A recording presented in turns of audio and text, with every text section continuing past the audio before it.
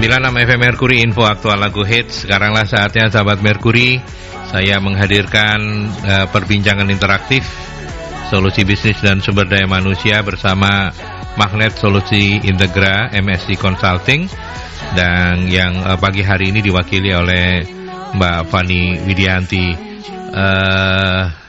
Halo Fani. Sebentar. Ya. Belum nyalain. Udah nyala. Agak sensi kayaknya sama saya. Hah? Agak sensi kayaknya. Enggak, Kevin yang nyuruh tadi, bukan. Apa kabar, Pak Van? Alhamdulillah sudah mulai sehat ya, pulih ya. Sudah, alhamdulillah. Karena minggu lalu mestinya ngobrol sama Mbak Tuti ya. Iya, betul. Tapi karena lagi tepar gitu ya. Iya, masih bed rest minggu lalu. Bersyukurlah hari ini Fani udah kelihatan cerah ceria gitu ya. Ya, Vin ya, benar ya, cerah ceria ya. Dan selain Mbak Fani Widianti dari MSI Consulting, pagi hari ini kita juga teman-teman MSI juga mengundang narasumber tamu dari Globe Rent a Car. Ini sebuah perusahaan rent a car yang saya pikir sudah cukup lama. Tadi saya sempat nanya namanya Pak Henok. Globe Rent a Car ini ternyata sudah tahun yang ke-30, luar biasa bisa existing. Pak Henok, apa kabar? Baik Pak Aldi. Sehat-sehat ya. Salam sehat. Salam sehat. Saya manggilnya Mas aja deh biar cepet, biar awet muda. Mbak Fani, Mas Henok gitu ya. Dan bersama para narasumber sahabat Mercury, saya mengundang Anda kembali di dual line komunikasi di 0315620096 atau juga melalui WhatsApp di 0817300096 untuk memperbincangkan upaya-upaya terkait dengan menyikapi persaingan yang seperti sekarang ini. Maka membentuk budaya pelayanan yang prima adalah sebuah keniscayaan untuk perusahaan kita.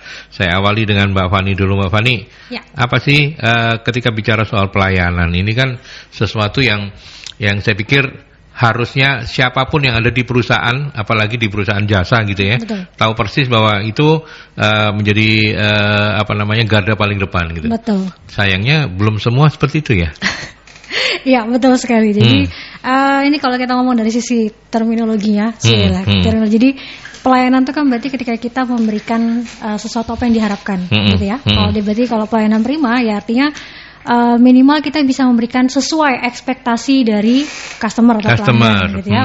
Bagus aja kalau bisa lebih gitu ya dari apa yang diharapkan. Nah, masalahnya ini kan pelayanan prima ini bukan cuma sekedar logo, bukan cuma sekedar jargon gitu ya, bukan cuma sekedar customer service excellence dan segala macam, tapi ternyata implementasinya itu tidak semudah itu gitu loh. Nah, jadi dan sayangnya juga mungkin masih banyak perusahaan yang belum concern sepenuhnya ke sana. Gitu. Jadi masih banyak yang concern hanya misalnya pada produknya aja gitu ya, produk gitu. Padahal sebenarnya gini, kalau kita lihat nih Pak Aldi, produk itu sebenarnya masih bisa ditiru, cukup mudah ditiru gitu ya. Kompetitor punya program apa, kita tiru deh gitu. Kalau dia punya produk baru apa, kita tiru. Nah, tapi kalau udah ngomong masalah pelayanan, itu sulitnya luar biasa ditiru. Gitu ya. Betul. Gitu ya. Dan itu yang harusnya bisa menjadi ciri khas dari satu perusahaan. Yuk, hari ini kita berkesempatan, terima kasih teman-teman MSI yang sudah juga mengundang narasumber tamu, dan hari ini kita akan belajar banyak. Sahabat Mercury, Anda yang juga bergerak di bisnis jasa, nggak ada salahnya juga mendengar tuturan dari manajer SDM-nya Globe Rent a Car. Kalau Anda orang lamanya Surabaya, Anda mungkin nggak mengenal Globe Rent a Car karena ini sudah 30 tahun ya Mas Henok ya? 30 tahun Pak. Tahun ini 30 tahun ya? Tahun ini 30 tahun. Oke. Apa yang kemudian menurut Anda, meskipun mungkin Anda belum selama itu di Globe Rent a Car, tetapi ketika Anda masuk dan ini menjadi tahun ke-sekian, ke-8 ya? Ke-8.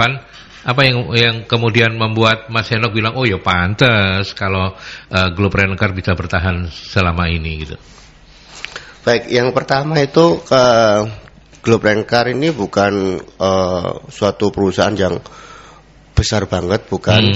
Tapi Globe Rent a Car ini adalah, menurut saya selama kurang lebih 8 tahun di sana, adalah perusahaan jasa yang sangat spesifik seperti itu. Sehingga dengan adanya kondisi saat ini, kita masih dapat bertahan, Pak Aldi. Kita tahu kan untuk perusahaan jasa transportasi, tekanannya luar biasa. Betul. Sekarang misalnya contoh transportasi Darling, kemudian dengan adanya kondisi pandemik seperti ini, yang beberapa rekan itu mengalami jatuh bangun seperti itu. kita juga merasakan itu, tapi sekali lagi saya mengatakan bahwa di Globe Ranker ini adalah perusahaan jasa yang spesifik seperti itu. Kalau saya boleh sharing atau menganalogikan bahwa kita ini perusahaan jasa, bukan manufaktur yang menghasilkan barang seperti itu. Di perusahaan jasa ini produk utamanya adalah servis, pelayanan ya. Iya. Baik, saya mengambil dari Pak Aldadi tentang pelayanan. Pelayanan itu menggunakan kata dasar pelayan. Pelayan. Kalau babu. Asisten lah Pak. Asisten. Coba kita lihat kalau kita menganalogikan asisten, misalnya asisten rumah tangga itu, misalnya nih 1 bulan itu dia bekerja baik terus, pekerjaannya tepat terus. Something di 1 hari dia melakukan satu kesalahan, dia pasti akan dimarahi dan dia nggak bisa protes. Aku sudah bekerja selama 30 tahun melakukan itu, nggak bisa seperti itu. Itu ada konsekuensi yang harus kita terima bersama-sama. Sehingga kami di Globe Ranker itu mulai jabatan apapun, posisi apapun, kita mencoba untuk menginternalisasi value tersebut. Kita ini bekerja di bidang servis, di jasa pelayanan. Oleh karena itu kita mencoba untuk membuat diri kita memiliki nilai, feel sebagai seorang pelayan. Kalau nggak gitu susah nanti Pak seperti itu. Kalau misalnya kita nggak ada, nanti yang adanya ketika ada customer misalnya komplain untuk masalah yang sepele, kita bisa saja ngomong, wah customer ini cerewet. Titik-titik komplain, dikit-dikit komplain seperti itu.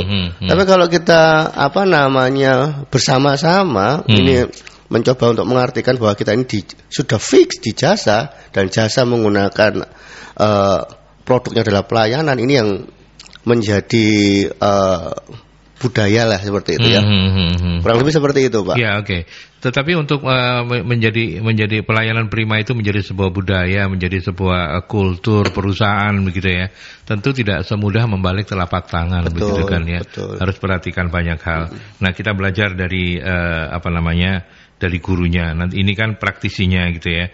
Nanti praktisinya akan saya tanya juga, benar nggak gurunya ngomong ini gitu. Kita uji gurunya dulu. Sampaikan Pak.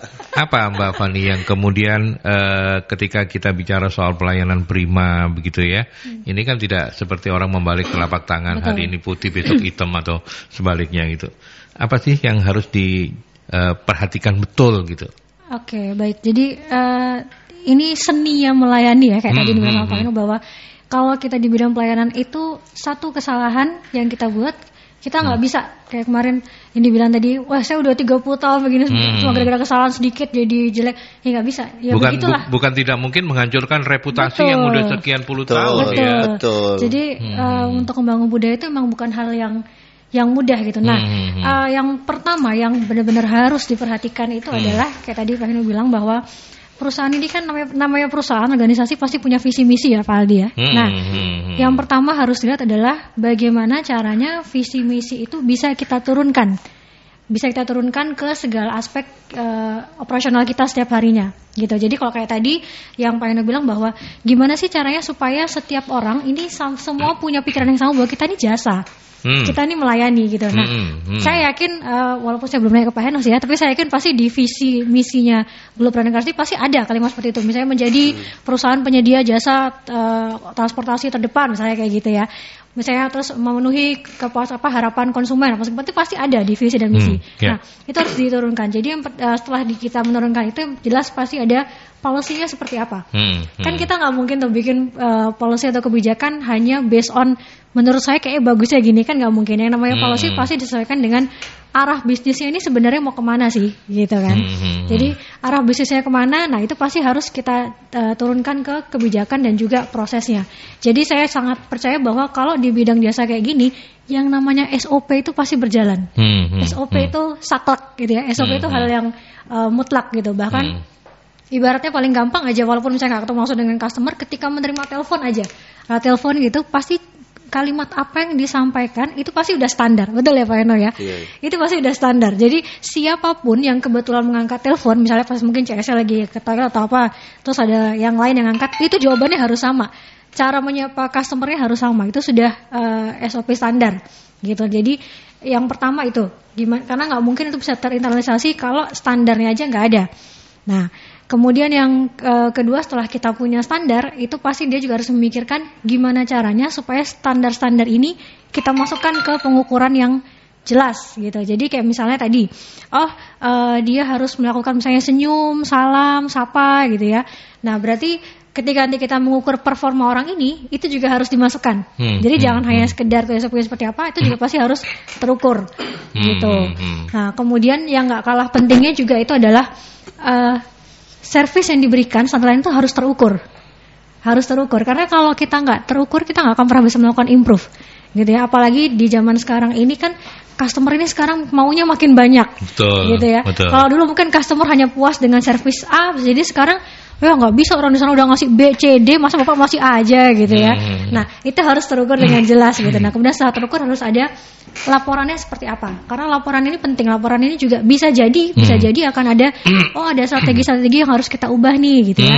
Terus atau si A ini kayaknya ternyata nggak cocok nih di posisi ini. Bisa kita ganti dia ke posisi yang ini, kayaknya dia lebih menguasai misalnya seperti itu. Jadi reportnya itu juga harus jelas. Jadi empat kunci itu yang menurut saya langkah utama, pilarnya itu dari 4 kunci itu tadi. Jadi yang pertama ya standar prosesnya itu juga harus jelas, pengukuran prosesnya itu harus jelas, kemudian juga pengukuran kinerjanya harus jelas, dan laporannya juga harus jelas, kayak gitu. Oke. Baik, nanti Mas Eno silakan untuk menambahkan juga kalau misalnya masih ada, kalau di Globe ada yang ini juga gitu, monggo silakan. Tapi sebelum itu tak break dulu ya, saya ke pesan-pesan dulu ya. Kita lanjutkan setelah pesan-pesan.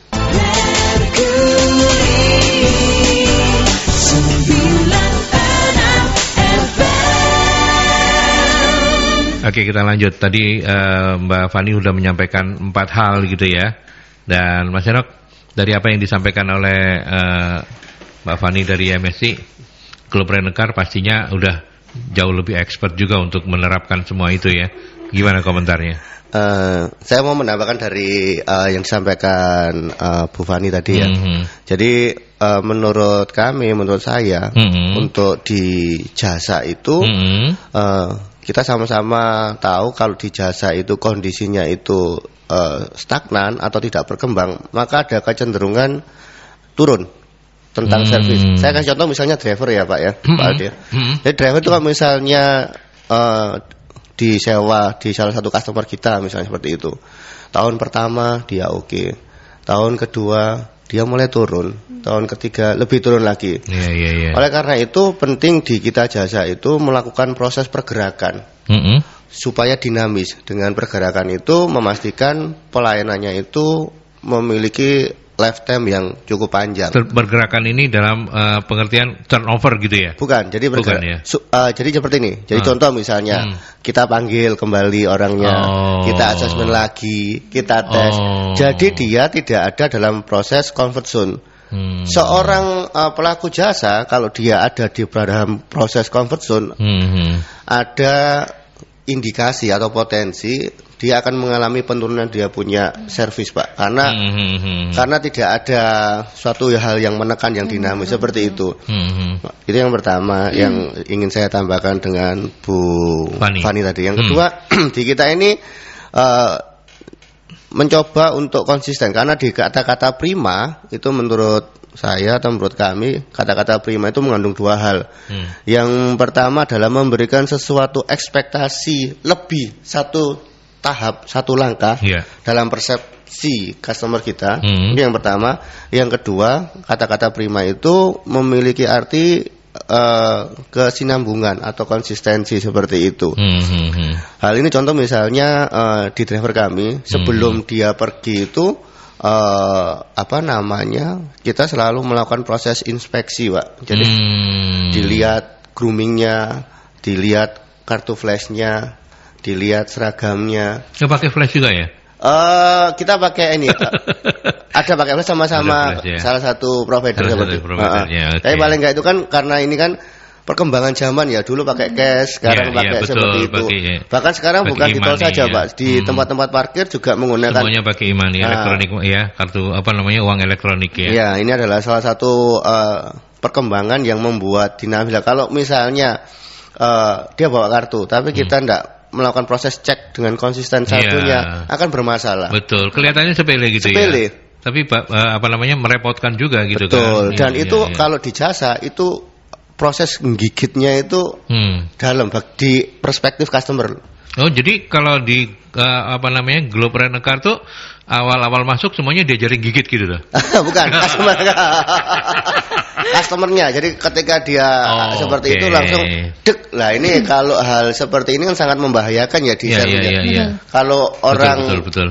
Tidak puas, komplain itu sangat cepat sekali. Betul. Tetangga, kolega, CS Plek, semua akan di sounding hal-hal yang viral gitu ya. Seperti itu. Makanya itu kita menjaga hal-hal yang sifatnya itu sepele, mudah, tapi memiliki potensi yang cukup dalam, meluas, itu kita coba cegah. Yaitu ada proses inspeksi di tiap teman-teman yang mau melayani customer. Berarti saya jadi teringat sesuatu loh Pak Aldi, kira-kira tadi. Jadi saya ingat suatu penelitian ini udah lama ya, penelitian ini kalau nggak salah saya sekitar masih tahun 2000-an. Jadi masih zaman belum teknologi belum seperti sekarang. Jadi waktu itu ada penelitian yang menyatakan gini, ketika satu customer Anda komplain atau tidak puas, ya jangan dikira Anda kehilangan satu pelanggan. Ketika satu orang tidak puas, itu paling sedikit Anda kehilangan 120 orang. Gitu tadi. Kenapa? Karena dari saya nih, saya kesel nih. Terus habis gitu saya ngomong ke misalnya ke teman saya sekantor. Teman saya sekantor cerita lagi nih ke tetangganya misalnya. Tetangganya cerita lagi ke siapa. Jadi dia sudah kehilangan 120 orang yang berpotensi menjadi pelanggan. Gitu. Itu penelitian masih di zaman ketika teknologi belum seperti sekarang. Bayangin sekarang saya update status satu aja berapa ribu orang yang bisa ngeliat status saya gitu ya. Makin besar lagi. Jadi artinya benar-benar ini nggak bisa disepelekan. Karena satu aja ada orang yang komplain tentang pelayanan perusahaan Anda, sudah selesai. Itu yang data 120 itu Indonesia atau? Indonesia ya? Itu masih tahun 2000-an ya Pak ya, masih lama. Soalnya orang kita suka ngerumpi sih ya. Kalau penelitian di Amerika paling cuma 80 ya. Nggak sampai 120. Artinya Mas Henok harus lebih berat kerjaannya. Kultur Indonesia. Benar. Toanya Indonesia banyak. Toanya lebih keras dan lebih kemana-mana gitu ya, 120 makanya. Iya. Artinya memang seperti itu gitu ya. Oke. Dan satu pertanyaan lagi sebelum saya ke teman-teman di Posko yang sudah menerima beberapa pertanyaan. Mas Henok, tentu ketika bicara bersama di forum ini, karena Anda adalah manajer HRD, Anda pasti betul ngomong kayak begitu. Tapi kan pekerjaan Anda yang paling utama adalah bagaimana kemudian mentransfer semua visi misi, kemudian SOP dan apapun itu kepada siapapun yang ada di di Globe Rent a Car, supaya mereka sevisi ini kan nggak semudah membalik telapak tangan begitu ya. Betul. Hari ini kita akan, teman-teman sahabat-sahabat Mercury juga ingin belajar dari seorang Henok di Globe Rent a Car. Apa yang Anda lakukan di sana? Baik, yang pertama kita mencoba ketika ngomong visi dan misi ya seperti itu. Yang pertama kita mencoba untuk mengetahui dulu apa yang diharapkan oleh pimpinan dengan perkembangan teknis-teknisnya. Jadi kalau misalnya kita mau itu supaya gini, jangan sampai gini Pak. Ini yang menurut saya ya. Jadi misalnya pimpinan itu yang kita kerjakan A, B, C, D, E, F, G seperti itu. Tapi yang dimau pimpinan itu hanya E sama C saja. Sehingga nanti ketika kita bekerja itu waduh pekerjaan saya kok banyak banget ya, A, B, C. Padahal yang diharapkan pimpinan adalah E dan C saja. Lah E dan C ini kita kasih borderline atau kita bold, bahwa itu yang akan kita sharingkan bahwa kebutuhannya saat ini yang diharapkan oleh Globe dengan adanya perkembangan kondisi adalah E dan C saja. Pertama dengan tim kita internal, karena mau tidak mau kan beberapa dari kita ini kan ada timnya ya Pak ya. Kalau kita kerjakan semua justru jadi kurang baik seperti itu. Betul. Jadi kalau di KPI itu case heading ya, seperti itu ya. Case heading. Jadi porsinya misalnya ini sales misalnya, ya ini misalnya saya menggunakan analogi sales misalnya sekian M, misalnya 2M. Untuk supervisornya dia dapat target. Surah misalnya di Indonesia Timur dia dapat 500 juta, Indonesia Barat dia 1,5 juta. Loh kok bisa? Karena di sana di Jakarta. Nah seperti itu. Jadi ada penurunan value atau target dari pimpinan atau perusahaan seperti itu. Itu yang pertama membuat hal itu dapat tereksekusi seperti itu. Sehingga akhirnya breakdownnya itu sering terjadi akumulasi, Pak, seperti itu. Ketika yang di bawah itu melakukan, maka di atasnya seperti supervisor atau headline-nya dia langsung juga bisa tercapai, kemudian kita juga bisa tercapai, perusahaan juga bisa tercapai seperti itu. Itu yang di kami sih, di saya seperti itu. Kalau itu tidak dilakukan atau kami lalai melakukan, hasilnya tidak akan sesuai yang kita harapkan seperti itu. Ya, dan kemudian yang menarik juga adalah bukan hanya soal jasanya, tetapi kan Anda ini memimpin orang-orang di lapangan gitu ya, yang biasanya ya mohon maaf katanya debu di jalanan, bahkan bukan cuma orang-orang yang para supir ya, Pak polisi itu menjadi lebih gampang marah katanya secara psikologis, karena memang terpaan debu itu membuat mereka jadi gampang ini gitu ya. Betul. Nah, bagaimana kemudian dalam tanda petik mengendalikan supaya mereka under control, supaya mereka juga tetap jalan dengan SOP, karena kan orang-orang di lapangan kan gak semudah memimpin Kevin atau Fanny gitu kan. Jadi yang pertama itu kalau kita ngomong seperti itu, maka reward dan punishment harus tegas. Oke. Ukurannya. Jadi misalnya nih di kami ini, kalau di kami kan ada dua hal ya. Jadi layanan kami itu ada yang harian, kita namakan limo, ada yang bulanan, kita namakan fleet. Di kami ukurannya sangat jelas. Misalnya untuk yang tadi itu, supaya terpaan debu itu tidak terhirup dan membuat diri kita terkontaminasi, maka di kita tegas. Ketika teman-teman di fleet atau driver-driver yang di fleet ini melakukan satu kesalahan dan dikembalikan oleh customer, defaultnya adalah putus hubungan kerja. Oke. Mengapa demikian? Karena di sana itu kita nggak dapat mengontrol. Makanya sebelum di fleet itu dia dicoba. Jadi kita ada 3 fase, Pak. Kita training dulu. Training ini kurang lebih 1 bulan. Benar-benar kita training dan kita simulasikan pakai penilaian online kita dengan customer internal kita dulu, sehingga membuat dia ini paling tidak itu memiliki brainstorming ya, atau kayak pola pikir baru. Okay. Oh, grup itu ciri khasnya seperti ini, nyetirnya seperti itu. Oh, grup itu value-nya kalau nyetir itu dengan customer harus seperti apa? Selama 1 bulan. Kalau dia tidak bisa, kita tes tertulis dan ada tes akumulasi dari teman-teman di lapangan itu. Kalau dia nggak mencapai, kita out gitu ya. Iya. Artinya mereka tahu persis bahwa ini ketika bicara soal punishment ini ketat banget loh ya. Jadi pokoknya begitu ada penolakan apapun, perusahaan nggak mau tahu alasannya, kita selesai. Betul, gitu ya. betul. Oke. Karena kalau kita tidak menggunakan itu, menurut perspektif teman-teman itu, alah kok cuma gitu aja. Oke. Alah kok cuma begitu aja seperti itu. Alah paling kok ya gak apa-apa, paling pokoknya di sana ini menengahin kok gak apa-apa gitu ya. Ini saya kasih contoh ya, Pak. Kayak Fanny itu. Enggak bukan ya. Jadi kasih contoh misalnya di kita kan segmentasi memang kita premium, Pak. Nah, orang-orang premium itu berarti kan penumpangnya itu ada direktur dengan kolega-koleganya. Ada kemungkinan mereka juga bicara-bicara yang sangat rahasia, penting, bisnis dan sebagainya. Maka di kami SOP kami tegas, kalau driver ini misalnya menyampaikan hal-hal yang tidak sesuai kepada rekannya atau kepada security atau cleaning service di tempat dia bekerja dan itu diketahui, itu kita sangat tegas, Pak, seperti itu. Karena memang mau tidak mau seperti itu. Ya, oke. Ini menjadi salah satu contoh yang paling gampang menjelaskan bahwa ternyata memang tidak semudah yang dibayangkan untuk mentransfer ya, Pak Fanny ya. Oke, saya ke Pasko. Ya, Nil, silakan Nil. Woi, kok nggak bisa Nil?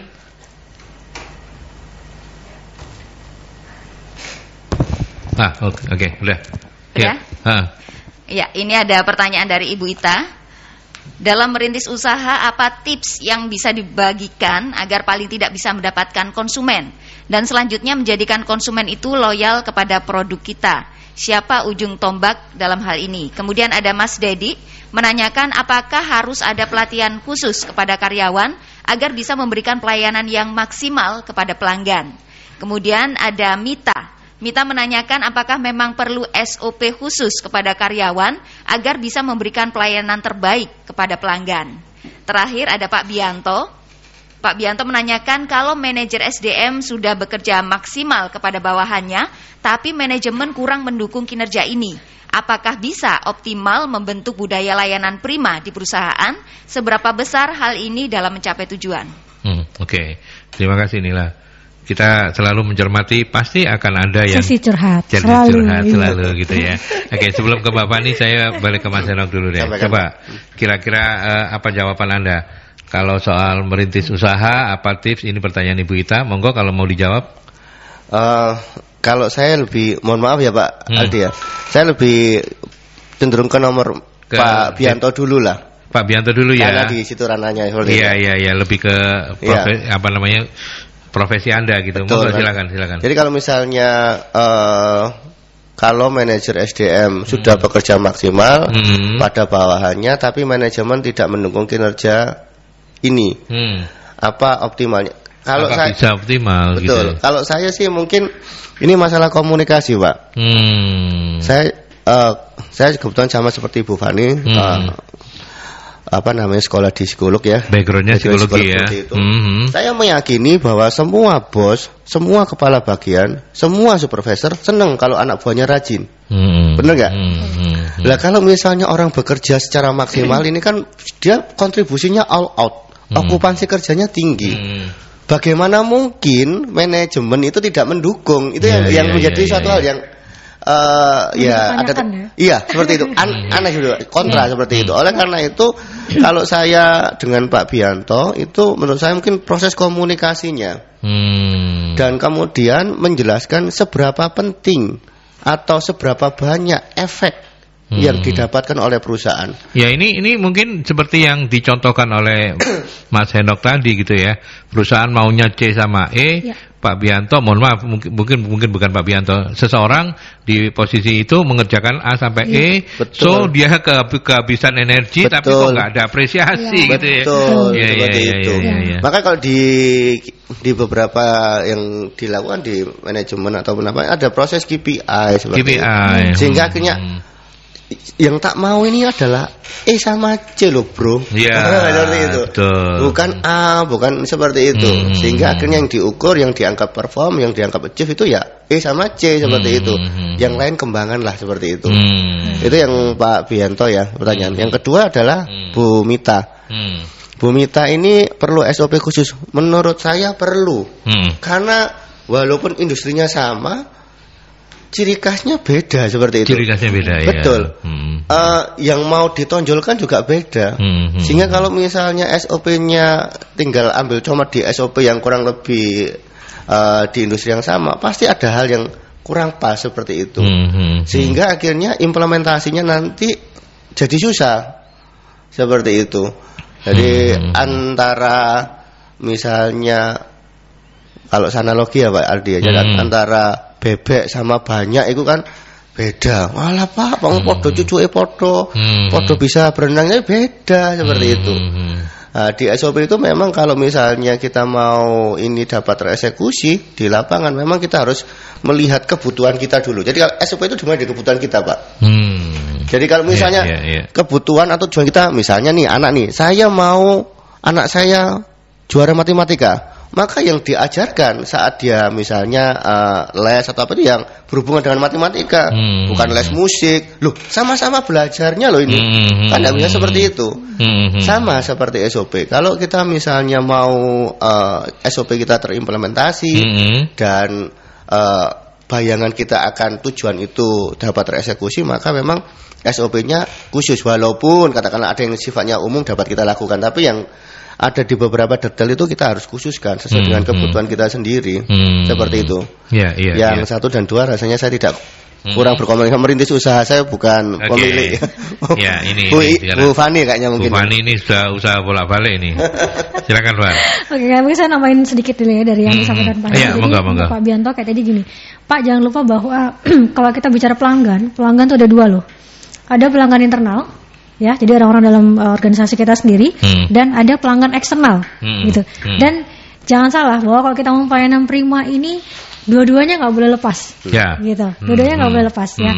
Nah, logikanya kan gini, kalau misalnya di internal Anda sendiri, Anda belum bisa memuaskan pelanggan internal gitu ya, kayak tadi dalam konteks pertanyaan tadi mungkin atasannya gitu ya, gimana Anda bisa memuaskan orang eksternal yang maunya lebih banyak lagi kan, gitu loh. Nah, jadi justru kepuasan pelanggan internal ini adalah tonggaknya, ini adalah pilarnya. Kalau ini nggak tercapai, ya nggak mungkin kita bisa mencapai pelayanan prima buat orang eksternal. Gitu. Jadi jangan kebalik, jangan cuma mikirnya keluar doang. Jangan lupa bahwa yang dalam ini justru harus dikuatkan dulu. Kalau di dalam sudah kuat, baru kemudian kita bisa melayani orang-orang yang ada di luar. Nah, makanya kayak tadi sampaikan Pak Heno, ya harus komunikasinya seperti apa. Komunikasi harus jelas, dan itulah tujuannya kenapa ada pengukuran yang sistematis gitu ya. Jadi supaya semuanya terukur secara objektif. Jadi kalau misalnya saya bilang si A menilai itu buruk, standarnya ya pasti kalau si B dan C menilai juga akan sama gitu ya Pak ya. Gitu. Nah, itu juga terkait sama tadi perlu nggak SOP? Ya jelas perlu banget gitu. Nggak usah ngomongin jangankan perusahaan jasa gitu ya, perusahaan yang lain pun semua SOP itu harus ada. Logikanya kan begini. Apalagi kayak misalnya contoh kayak di case-nya Pak Heno gitu ya. Ketika misalnya hari ini saya dapat driver A gitu Pak, terus kemudian besok saya driver B gitu ya. Ketika ini semua A dan B ini saya mendapatkan pelayanan yang sama, berarti saya bisa mikir, oh ya, berarti Globe ini standar ini seperti ini. Betul. Gitu ya. Standarnya seperti ini, dan bisa jadi perusahaan lain nggak bisa meniru itu, gitu. A, B, saya dapat driver A, B, C itu pasti sama, gitu. Jadi nggak ada ceritanya saya bahkan ngomong kalau misalnya kayak sekarang nih saya naik sering misalnya ojek online gitu ya. Kebetulan dapat driver yang enak ya, saya senang hari ini. Tapi kok dapat driver yang rese gitu ya, udah dikasih alamatnya salah, ngeyel lagi gitu ya. Nah, karena nggak standar gitu kan, nggak ada standar. Tapi kalau di perusahaan seperti Globe yang memang ini udah harus SOP-nya jelas ya, berarti artinya customer itu mau dilayani oleh A, B, C, experience-nya pasti sama. Kurang lebih seperti itu ya Pak ya. Dan itu jadi makanya itu nggak bisa dihilangkan. Itu pasti harus ada SOP-nya itu seperti itu. Gitu. Oke. Kemudian pelatihan khusus ya pastilah ya. Supaya bisa memberikan pelayanan maksimal. Betul. Dan kompetensinya mungkin saya nyambung sedikit ya. Jadi kalau kompetensinya itu sendiri pun juga jadi gini. Walaupun ini bicara jasa pelayanan, kata-katanya ini sama, kata kuncinya sama, kompetensinya bisa jadi akan berbeda Pak. Itu dipengaruhi oleh banyak faktor. Misal ya Pak ya. Misal kalau contoh kayak saya nggak tahu, mungkin misalnya di Globe misalnya, oh kalau ada apa segala macam, ini ada aplikasi yang dia harus mengisi apa gitu segala macam. Berarti kita harus masukin untuk kompetensi itu. Dia menguasai misalnya pengoperasian handphone atau komputernya misalnya seperti itu. Mungkin di bidang lain yang serupa, karena dia nggak pakai teknologi seperti itu, ya nggak perlu ada kompetensi itu, gitu kan. Jadi pelatihannya walaupun ini sama-sama jasa, pelatihannya bisa beda jauh. Gitu. Jadi ada banyak faktor yang mempengaruhi. Jadi pelatihan itu ya pasti diperlukan dan disesuaikan dengan kebutuhan perusahaan itu seperti apa. Gitu ya. Untuk Mas Dedi ini mungkin hanya ingin make sure saja, karena saya percaya pasti Mas Dedi juga udah tahu bahwa pelatihan memang perlu gitu kan. Ada Ibu Ita, dalam merintis usaha apa tips yang bisa dibagikan ini mungkin untuk membangun customer yang loyal gitu ya. Apa Mbak apa nih? Kalau saya yang pertama banget yang harus dipikirkan adalah Anda harus kenal dulu targetnya Anda itu siapa sih, customer yang Anda mau itu siapa, gitu. Jangan sampai kalau misalnya kayak kemarin lagi rame di Twitter gitu ya, banyak orang yang mengomplain apaan sih bank sebesar BCA kok tampilan WP kayak seperti itu. Ternyata bahwa setelah penjelasan dari pihak mereka bahwa karena data menunjukkan bahwa memang pengguna BCA itu kebanyakan itu adalah pelaku-pelaku bisnis yang usianya relatif sudah senior. Orang-orang senior seperti itu mau dikasih tampilan yang ribet percuma. Males ya, percuma. Orang saya cuma butuh ngecek misalnya saldo saya berapa, saya mau transfer ini gimana misalnya kayak gitu ya. As simple as that gitu loh. Artinya BCA ini justru dia mengenali siapa sih customer saya. Customer saya ini ciri khasnya seperti apa. Jadi saya mau ngasih layanan seperti apa yang mereka butuhkan. Gitu. Yang pertama itu dulu. Jadi jangan mimpi punya pelayanan prima kalau Anda ini nggak tahu sebenarnya siapa target Anda. Gitu kan. Logikanya seperti itu. Jadi yang pertama harus kenal dulu siapa sih user Anda, target marketnya siapa gitu ya. Nah, kemudian yang kedua yang nggak kalah pentingnya juga itu adalah benchmarking. Jadi kita harus ngelihat gitu ya. Kita nggak boleh tutup mata, perusahaan sejenis ini apa sih yang mereka jual, gimana sih cara mereka melayani, gitu ya. Kita ngamatin boleh, kita niru boleh, kita modifikasi gitu ya. Oh kalau karena saya punya nilai-nilai, kan perusahaan pasti punya nilai-nilai sendiri, punya value sendiri, punya visi misi yang beda gitu ya. apa yang mau saya jadikan ciri khas gitu. Baru jadi kalau dua hal ini udah kepegang, pertama tahu marketnya siapa, kemudian tahu apa value yang mau dikasih, nah baru setelah itu baru bisa mikir pelayanan primanya seperti apa. Jadi dua poin ini dulu yang harus dipegang. Ya, gitu. Oke. Mungkin Mas Henok bisa menambahkan bagaimana kemudian untuk bisa menumbuhkan loyalitas customer di berangkat dari pengalaman Anda bersama Globe Rent a Car sejauh ini. Kalau menurut saya loyalitas customer itu efek samping, Pak. Gitu ya? Iya, hanya efek samping. Ketika efek samping itu ketika kita melakukan suatu hal pelayanan prima, maka efek sampingnya adalah loyalitas customer seperti itu. Oke. Jadi kalau menurut saya mau boleh sharing di pertanyaannya Mas Dedi ya, Pak Aldi ya? Boleh, monggo silakan. Jadi apa yang harus dilakukan pelatihan karyawan untuk memberikan pelayanan maksimal? Jadi kalau menurut saya pelatihan itu akan menjadi berfungsi secara optimal kalau kita juga tidak lupa memonitor after dan before-nya. Seperti itu. Ini orang ini ngerti nggak seperti itu yang kita di training kan ini ngerti nggak? Kemudian ketika dia ngerti, secara knowledge dia tahu, tereksekusi nggak di lapangan? Betul. Jadi di jasa ini menjadi penting tereksekusinya, tidak sampai di tataran hanya mengetahui saja, seperti itu, tapi tereksekusi. Oleh karena itu ada di kita misalnya dulu kita pernah melayani hotel bintang 5 di Surabaya itu. Hampir 20 tahun lebih seperti itu ada proses mystery guys. Nah, mystery guys itu memastikan bahwa di kita teman-teman driver itu SOP-nya harus melakukan 1, 2, 3, 4, 5 loh ya. Jangan 1, 2, 3 di skip terus 4, 5 seperti itu. Jadi eksekusi itu penting dan kita harus melihat bahwa itu terimplementasi di lapangan. Kalau kita ngomong pelatihan seperti itu. Apalagi di jasa ya Pak ya, seperti itu. Jadi kita orangnya ngerti, paham tapi tidak melakukan itu susah. Itu gitu dampak komplain akan menjadi lebih besar. Artinya pelatihan saja tidak cukup, harus tetap harus tetap dikontrol bagaimana implementasi aplikasinya gitu ya. Makanya after and before gitu ya. Betul. Oke, baik. Dan kemudian kalau itu semua dilakukan dengan baik, pastilah konsumen yang loyal itu juga tinggal ketip aja datang sendiri gitu ya. Betul. Nggak pakai dukun-dukunan. Bahkan kalau kita ngomong misalnya Pak ya, dikomparekan misalnya harga kita yang sedikit premium dengan yang lebih murah lah seperti itu akan cenderung memilih kita kalau dia tetap memilih Globe Rent a Car. Karena kalau di logika hitung-hitung harusnya lebih murah.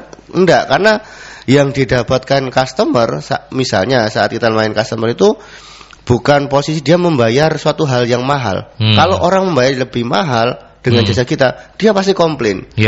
Awal mulanya komplain itu karena kita tidak dapat mengeksekusi hal itu di lapangan. Betul. Dia komplain. Betul. Tapi kalau misalnya kita dapat mengeksekusi pelayanan yang prima, maka dia merasa mendapatkan suatu kemewahan dan orang tidak akan protes seperti itu.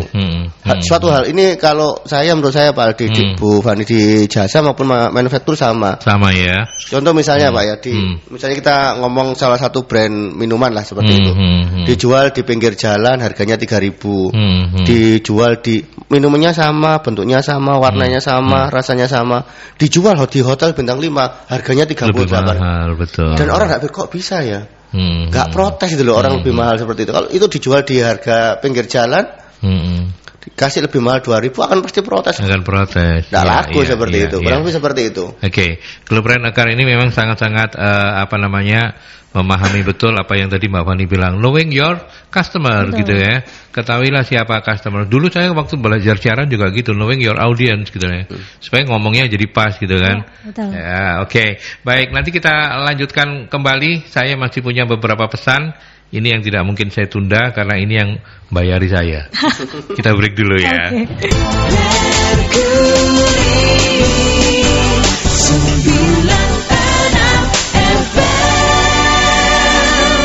Ya oke, kita berbincang lumayan seru hari ini dan terima kasih untuk Mas Henok, manajer SDM dari Globe Rent a Car yang kemudian juga sudah berkenan untuk cerita begitu ya, dan kita akan lanjutkan kembali Sahabat Mercury, masih ada sesi yang terakhir, saya ke Mas Heno kembali. Ya, tadi yang kita bicarakan itu belum bicara sangat detail terkait dengan kalau misalnya ada kendala-kendala begitu ya. Karena kan semuanya bisnis kan tidak mungkin mulus terus gitu ya. Pasti akan pernah ada situasi-situasi di mana kemudian kendala, apalagi ketika bicara soal jasa, dan jasanya Globe ini terkait dengan jasa yang tidak bisa dikontrol sepenuhnya oleh manajemen begitu kan. Betul. Karena bergantung ke teman-teman driver, bergantung ke terutama driver ya.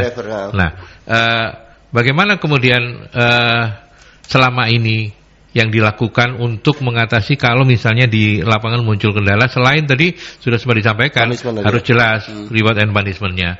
Kemudian yang lain apa Mas? Apa mungkin secara periodik mereka di-refresh untuk dia gimana? Monggo silakan. Jadi yang pertama itu kita mencoba jadi kalau misalnya training itu bukan dari kita sendiri Pak. Jadi training itu adalah kita mencoba untuk mereka sendiri supaya mereka ini secara harga diri mereka dapat. Jadi misalnya sih ada driver yang dia experience di Jepang, customer Jepang, dan dia tidak pernah komplain. Tapi dia pintar bahasa Jepang juga berarti? Dulunya enggak, tapi mulai lama-lama bisa ya. Oke. Tapi bukan masalah bahasanya. Bukan bahasanya ya. Tapi bagaimana cara melayani orang Jepang itu secara baik, seperti itu. Oke. Nah, itu yang kita misalnya kita kumpulkan mereka. Dia suruh sharing gitu ya. Seperti itu. Dan nanti ketika dia sharing, kita juga memberikan reward ke mereka. Rewardnya kita memodifikasi seolah-olah. Jadi kalau misalnya di kita itu kan ada menggunakan rate Pak. Jadi seolah-olah dia narik 12 jam seperti itu. Angkanya, komisinya, rate-nya itu seolah-olah 12 jam. Sehingga secara value itu sama.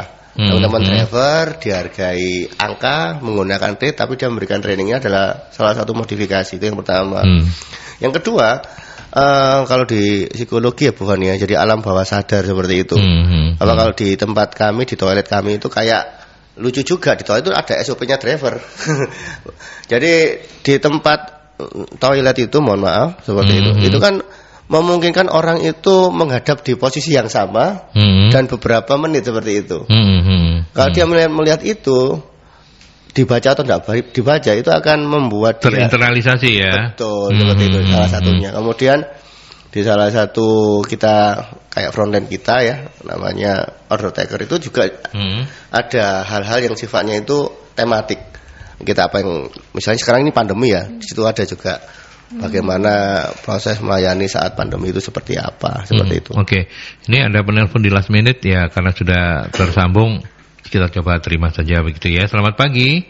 Pagi, Mas. Ya, monggo silakan Mas Dewa. Langsung nyambung ae, padahal aku sik takok gatekeeper sik judulnya opo. Baru tak batin Mas Dewa kok enggak kedengeran suaranya gitu ya. Membangun pelayanan prima dalam bisnis, Mas. Oh, iya wes. Ini sekarang udah dengar suaranya. Tadi soal driver ya? Iya. Kalau mungkin lebih general ya untuk membangun tentang pelayanan ya. Kadang gini ya, tiap perusahaan itu kan punya SOP masing-masing tentang pelayanan customer, entah itu sebagai driver, sebagai customer service, resepsionis, atau OP, office boy, dan macam-macam lah. Itu kan beda-beda, apalagi beda kultur. Contoh tadi ada contoh Jepang juga, kalau namanya kebiasaan juga, atau mungkin bosnya orang Jepang lalu orangnya kerja di Surabaya, di Indonesia, tapi bagaimana menyesuaikan bahwa di Indonesia tuh atau MSI sudah memberikan pelatihan bahwa standar Indonesia begini, tapi ternyata setelah masuk perusahaan-perusahaannya internasional. Kan kadang beda perusahaan kan beda aturan juga, tapi ternyata adatnya dia tetap bawa Jepangnya atau Abu Dhabinya tetap coba ke sini, tapi dia jadi bosnya di Indonesia. Itu kan kadang juga kasihan, penyesuaian lagi ya. Apakah ini kesalahan pegawai juga kalau pelayanannya ini keliru? Kalau ada yang keliru sebenarnya kan bukan nanti pegawai harus dipanis ya, harusnya kan perlu dituntun lagi. Kamu ini jangan begini. Ya, ini gimana? Apakah langsung cut ganti atau dididik dulu sampai benar. Oh iya, kamu kan literasi budayanya beda gitu. Ya, terima kasih Mas Aldi. Selamat pagi. Selamat pagi. Silakan. Mas Enok dulu kah? Ya. Silakan. Jadi terima kasih Pak Dewa atas pertanyaannya. Jadi yang pertama, punishment itu harusnya terukur seperti itu. Jangan sampai kita mau matikan nyamuk dengan bom atom seperti itu. Jadi harus terukur seperti itu. Itu yang pertama. Reward pun juga seperti itu. Kalau kita ngomong menganalogikan timbangan, kita tidak akan mungkin melakukan proses penimbangan emas dengan timbangan misalnya beras ataupun sebaliknya. Walaupun itu sama-sama menimbang berat seperti itu. Itu yang pertama. Jadi yang ingin saya sampaikan kepada Mas Dewa itu, perlunya kita punya marketing untuk melakukan research atau assessment apa saja yang dibutuhkan oleh customer. Ya kan? Yang kedua, di kita juga tidak, tadi yang saya bilang ketika ada bermasalah cut, seperti itu ya. Tidak semerta-merta seperti itu, karena kita juga mendalami. Jadi kita ini ada BAU-nya Pak seperti itu. Jadi driver kalau misalnya, karena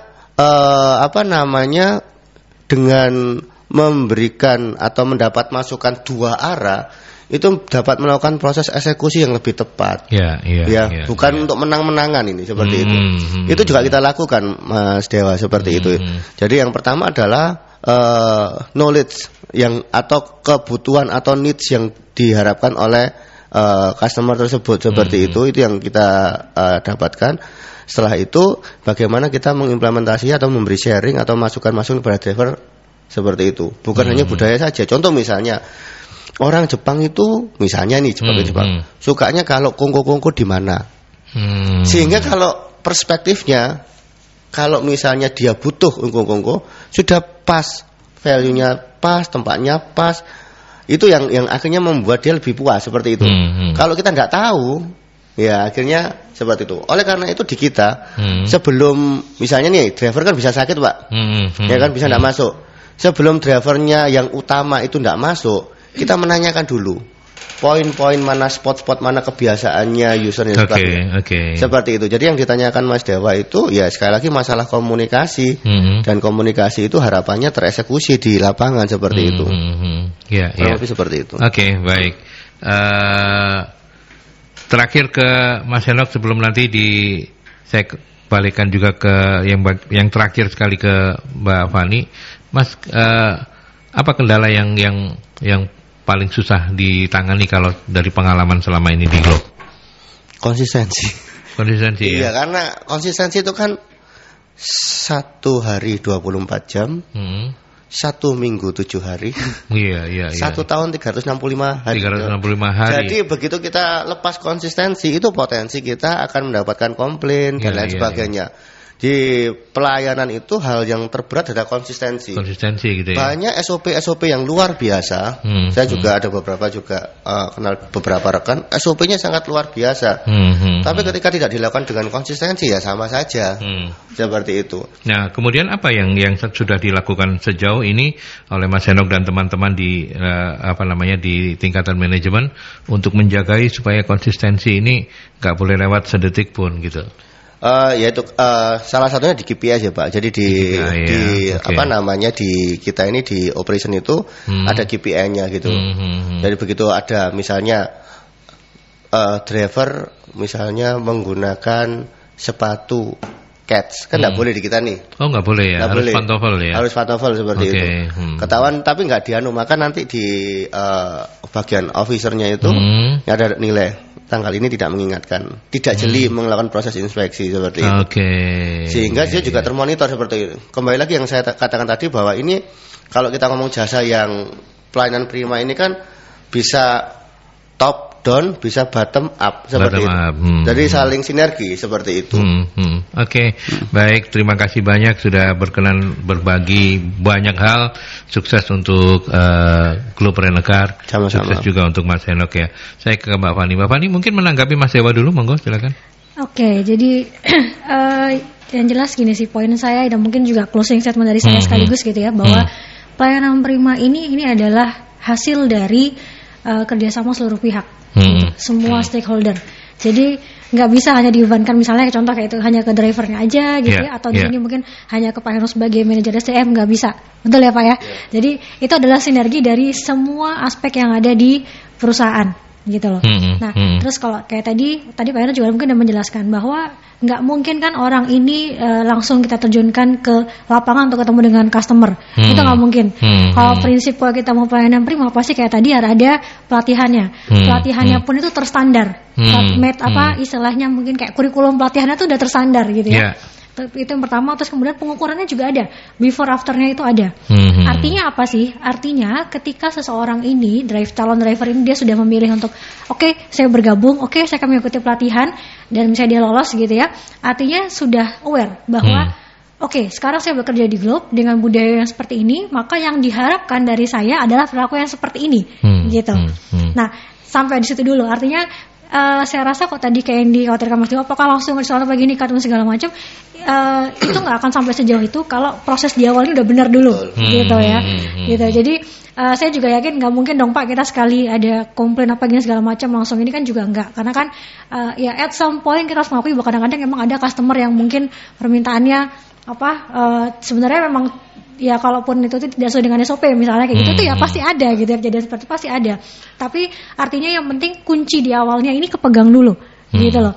Dari pelatihannya sudah terstandar, pengukurannya itu sudah terstandar, kemudian sudah sama-sama ada brainstorming. Jadi dia sudah aware bahwa budaya perusahaan seperti ini, berarti saya harus seperti apa. Kemudian konsistensi dari pihak stakeholder dalam, jadi kayak NSDM-nya, kemudian mungkin supervisor-nya mungkin kalau ada gitu ya. Itu seperti apa menilainya gitu. Jadi artinya ketika suatu saat nih Pak, saya menerima komplain gitu ya, saya menerima komplain dari customer, saya sebagai driver menerima komplain, saya bisa terima bahwa memang kemarin ada SOP yang tidak saya laksanakan.